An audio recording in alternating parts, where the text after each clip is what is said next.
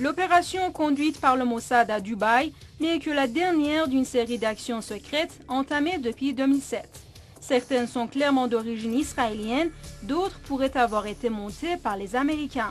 Mais il est évident qu'un ensemble cohérent d'opérations a été décidé et mis sur pied, dont, sans doute, seuls certains éléments sont connus.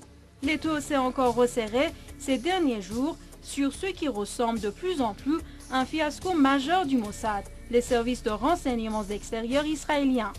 Interpol vient de publier les identités et les photographies des 11 suspects de l'assassinat le mois dernier d'un haut responsable du Hamas résidant habituellement à Damas en Syrie, dans un hôtel de l'émirat de Dubaï où il était de passage, et délivrer des avis de recherche en vue d'extradition contre eux.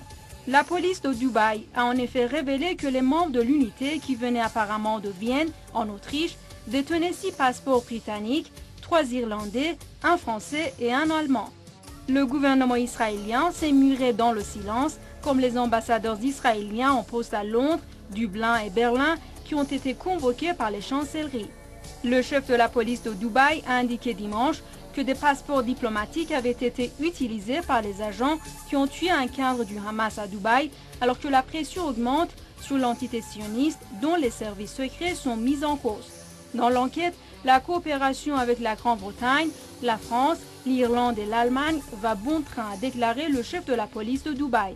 Le ministère émirati des Affaires étrangères a convoqué dimanche les ambassadeurs des pays de l'Union européenne pour leur signifier sa profonde inquiétude concernant le mauvais usage des privilèges accordés à certains pays amis dont les ressortissants n'ont pas besoin de visa pour entrer aux Émirats.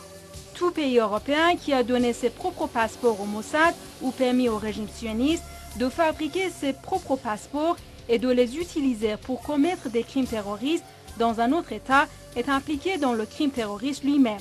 Les responsables de cet État doivent être traités conformément aux dispositions du droit international relatives aux crimes du terrorisme international.